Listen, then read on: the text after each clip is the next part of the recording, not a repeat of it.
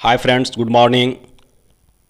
Europe में राष्ट्रवाद, उदय और विकास के अंतर्गत हमने देखा राष्ट्रवाद की अवधारणा। अगला टॉपिक है फ्रांस में राष्ट्रवाद। फ्रांस में राष्ट्रवाद क्या कहता है, इसके बारे में जानेंगे। चलिए आगे हम देखते हैं। कहता है यूरोप में राष्ट्रवाद की स्पष्ट रूप से अभिव्यक्ति सबसे पहले फ्रांस में हुई। कहाँ हुई? फ्रांस में हुई। क्रांति के पहले वहाँ बुर्बो राजवंश का निरंकुश शासन था। क्रांति के समय वहाँ का राजा लुई 16वां था। क्रांति द्वारा तानाशाही को समाप्त कर जनता ने सत्ता अपने हाथों में ले ली। अब प्रभु सत्ता राजा के हाथों में ना रही, बल्कि जनता के हाथों में चली गई। जनता ही अब राष्ट्र की नियति निर्धारित करने वाली बन गई। आगे देखते हैं। कहता है क्रांति आरंभ होने के साथ ही जनता क्रांतिकारियों ने राष्ट्रीय और सामूहिक पहचान की भावना जगाने वाले कार्य किए। पितृभूमि और नागरिक जैसे शब्दों द्वारा फ्रांसीसियों में एक सामूहिक भावना और पहचान बढ़ाने का प्रयास किया गया। नए संविधान में सभी नागरिकों को समान अधिकार देकर समानता की स्थापना पर बल दिया गया। राजवंशीय झंडा के स्थान पर राष्ट्रध्वज के रूप में एक नया फ्रांसीसी झंडा अपनाया गया, जो तिरंगा था। आगे है पुरानी संस्था स्टेट्स जनरल के स्थान पर नेशनल असेंबली का गठन किया गया। इसके सदस्यों के निर्वाचन की व्यवस्था सक्रिय नागरिकों द्वारा की गई। नेशनल असेंबली अथवा राष्ट्रीय सभा ने राजशाही का समर्थन करने वाली सामंती व्यवस्था को समाप्त कर दिया।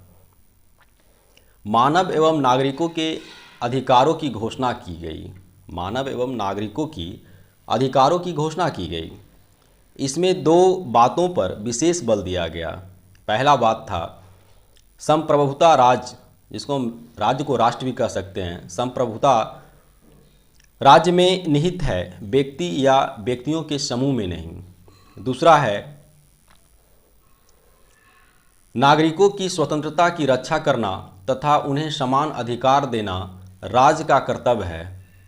नेशनल असेंबली ने राजा के अधिकारों को सीमित कर संवैधानिक राजतंत्र की व्यवस्था की, लेकिन कन्वेंशन ने राजतंत्र को समाप्त कर राजा रानी को मौत की सजा दी। 21 जनवरी 1793 को लुई 16वें को गिलोटीन पर चढ़ाकर सार्वजनिक रूप से फांसी दी गई। आगे देखते हैं। कहता है कुछ समय बाद रानी को फांसी दे दी गई। क्रांति के दौरान प्रशासनिक व्यवस्था में सुधार कर एक समान कानून लागू किया गया।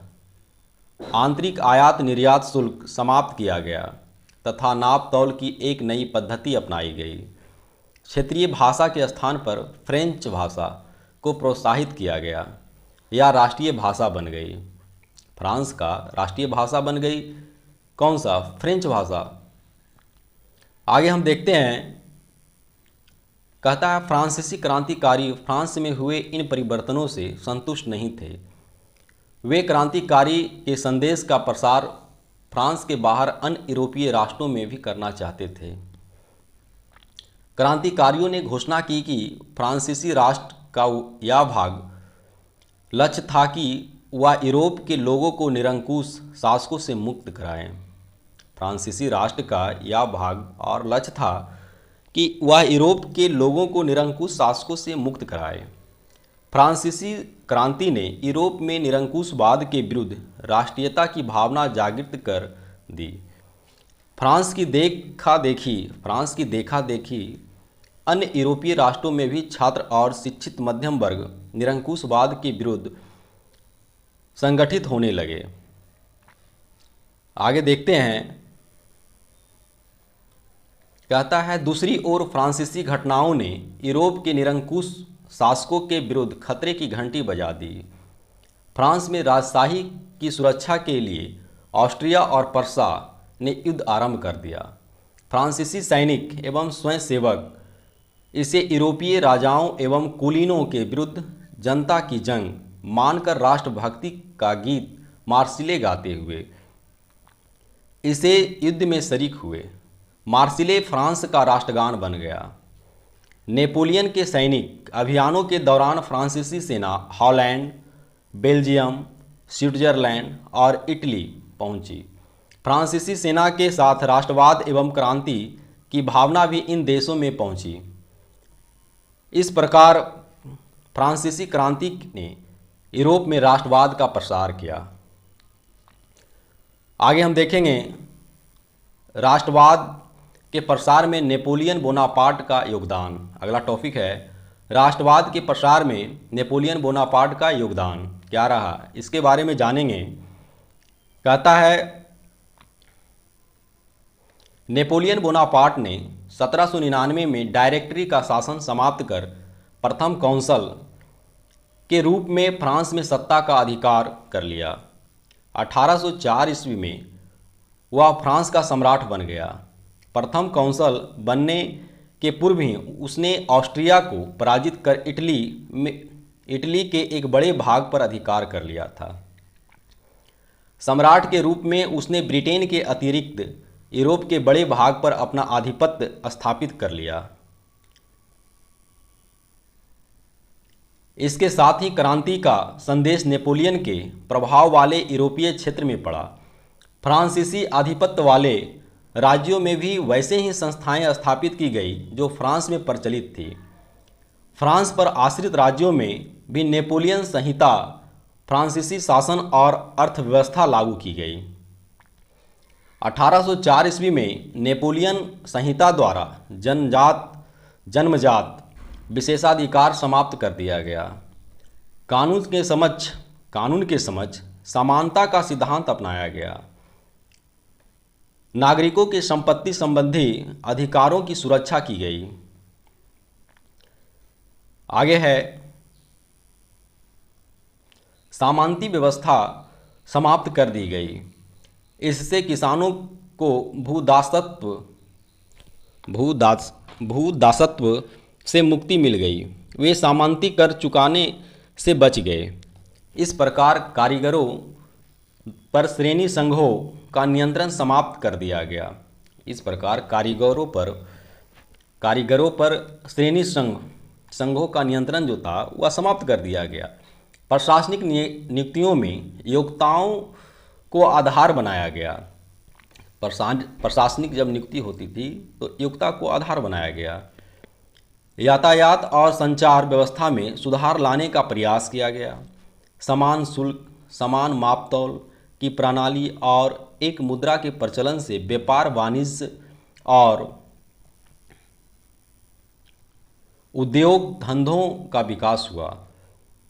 इससे फ्रांस अधिकृत राज्यों में एक नई आशा जगी। वहाँ भी तानाशाही के विरुद्ध आवाज़ उठने लगी तथा राष्ट्रवाद का विकास हुआ। अन्य प्रकार से नेपोलियन ने राष्ट्रवादी भावना को बढ़ावा दिया। आरंभ में विजित राष्ट्रों एवं नगरों जैसे हॉलैंड, स्विट्जरलैंड, मिलन, वार्सा इत्यादि में फ्रांसीसी सेना का उत्साहपूर्वक स्वागत किया गया।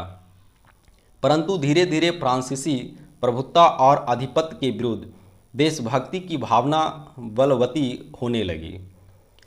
आगे हम देखेंगे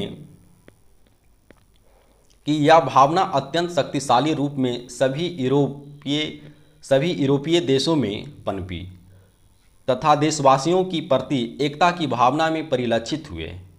जर्मनी और इटली में राष्ट्रवादी भावना सबसे अधिक प्रबल थी। दोनों देशों में फ्रांसीसी आधिपत्य के विरुद्ध असंतोष की भावना बढ़ने लगी।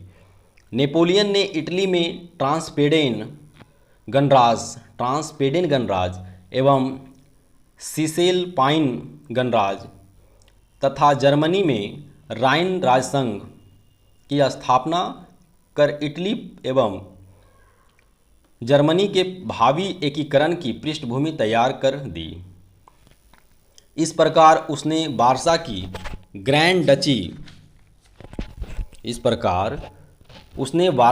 ग्रैंड डची बनाकर पोलैंड में भी राष्ट्रवादी भावना जागृत की।